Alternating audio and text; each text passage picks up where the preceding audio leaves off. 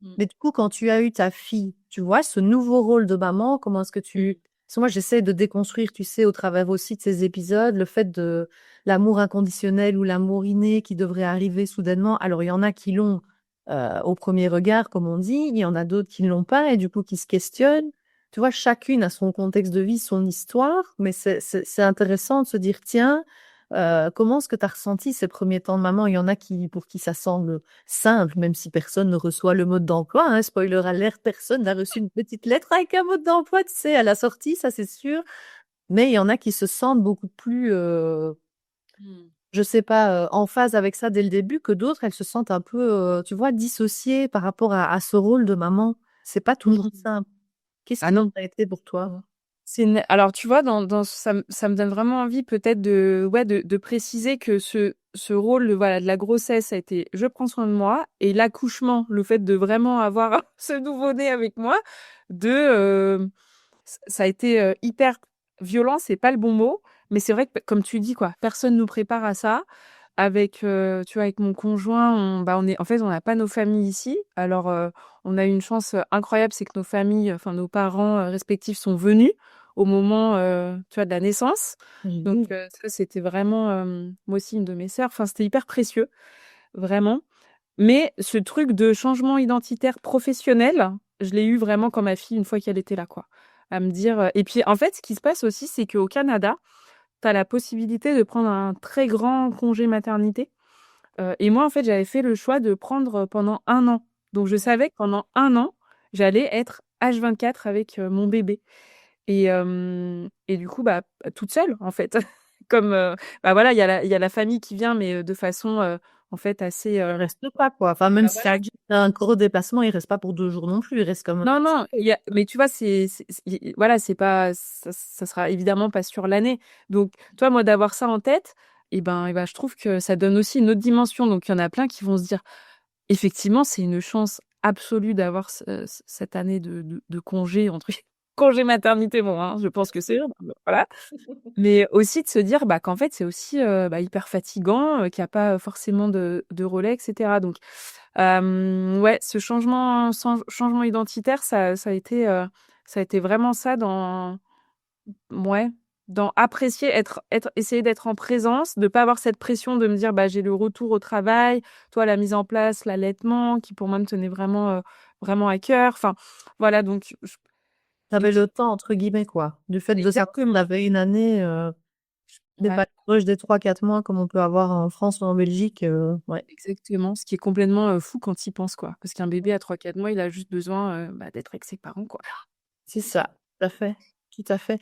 Mais du coup, un an, ça peut aussi, se dire que sans famille, effectivement, ça peut paraître, pas long, c'est pas le terme, mais en tout cas, assez solitaire, je vais le dire comme ça. Est-ce que tu avais des modèles ou de l'inspiration ou des personnes pour quand même t'aider dans cette année à, tu vois, à cheminer en tant que nouvelle maman quand même? Mmh. Bah, en fait, ce qui s'est passé, c'est qu'au final, quand je repense à cette, 1re année, donc j'ai accouché, donc mes parents sont venus, ma sœur est venue, mes beaux-parents sont venus, mon beau enfin le frère de mon mari est venu et puis après, en fait, on a voyagé assez vite. On est assez vite allé en France, donc elle était toute petite, ma fille, elle a même pas 2 mois et en fait, c'est assez facile de voyager, quand ils sont bébés, tu vois? C'est plus compliqué après, mais quand ils ont la bougeotte, mais quand ils sont bébés, c'est assez facile et puis après, ce qui était génial, c'est que par le biais de son travail aussi, mon conjoint, il pouvait prendre, bah, plusieurs semaines, voire, plusieurs mois et en fait, il a pris, début d'année. Donc tu vois, elle a par exemple, j'ai accouché au mois d'octobre, donc au final, on a eu la visite. Après, on a voyagé au mois de décembre, donc voilà et puis après sur le mois de début d'année d'après, on est allé dans sa famille à lui, donc on est allé au Pérou. Donc tu vois, on est Ouais. repassé quand même par le Canada, mais donc tu vois, au final, les premiers mois, ils ont été quand même assez, occupés, finalement et puis après, bah, après il y a eu le confinement, hein. C'était bien, à ce moment-là. Donc bah, après, cloué, cloué à l'appart, en plein centre de Toronto et puis à être, bah, vraiment, tous les 3 quoi. Là Ouais, c'est ça, parce que ton homme, du coup, il était aussi à la maison, il y avait plus de déplacement, quoi, du coup? ah bah, là non, à ce moment-là, ouais, ouais, ouais. D'accord, OK. Et après, du coup, ta reprise du travail, parce que bon, même si on a un an comme ça, il y a un moment donné où on sent quand même qu'il y a la deadline qui se rapproche. Comment tu l'as ressenti? Puis comment tu l'as vécu ce retour à l'époque? Et ben, je me suis dit, donc tu sais le congé maternité encore je mets des Ouais, oui, bien sûr. On est bien heu, d'accord. donc c'est entre on peut prendre 1 an jusqu'au max 1 an et demi et quand moi j'ai repris au bout de 1 an, donc au mois d'octobre, de l'année donc 2020, j'avais ce truc de: «Oh non, c'était trop court, finalement, tu sais, elle a 1 an, donc on commence vraiment à partager plus de choses, on commence à sortir vraiment de ce stade, bébé, quoi». Donc il y a eu un peu de frustration et en même temps, on avait trouvé vraiment une super solution, c'est-à-dire qu'on avait une nounou qui venait, la garder, mais chez nous.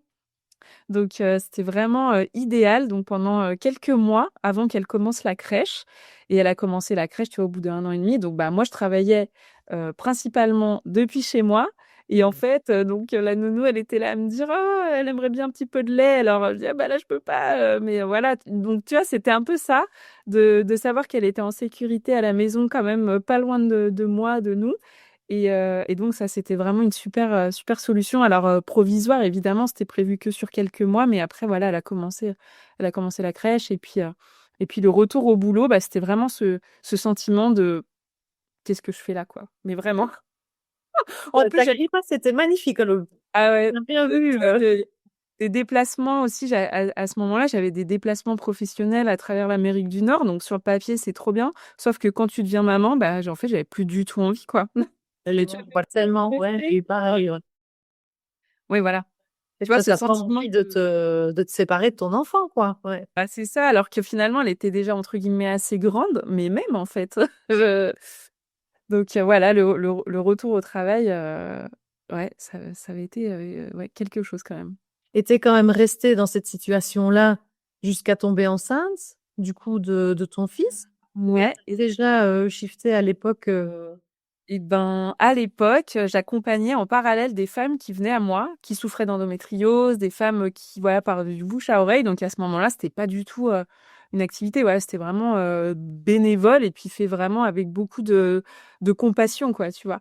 Et donc je faisais en parallèle et puis après, donc j'ai fait ça. Je faisais mon travail, je profitais de ma fille et en parallèle, j'accompagnais des femmes, voilà et puis après, j'ai demandé, je crois que quand je suis tombée enceinte de mon fils, donc tu vois, il est né en 2022, à avoir, mes mercredis pour pouvoir avoir une journée, entre guillemets «entière» à me consacrer aux accompagnements.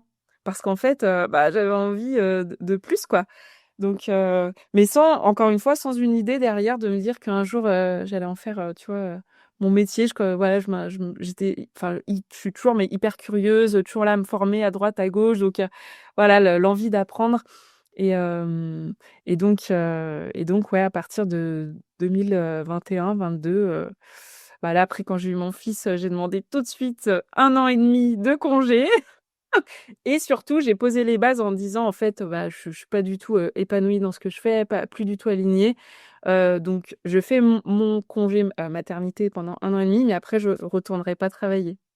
là, c'était déjà clair dans ta tête et dans Ouais. ton cœur Ah que ouais, tu ouais. n'y reviendrais pas, quoi. D'accord. Bah, oui. À ce moment-là, je savais pas encore exactement, comment ça allait, voilà, évoluer. Évidemment, je le savais pas, mais je savais juste que j'étais tellement plus, je me sentais tellement plus à ma place. J'avais vraiment eu cette impression de, bah, j'ai essayé quoi, j'ai ramé, ramé, j'ai essayé et jusqu'au moment où finalement, j'avais plus du tout envie, quoi.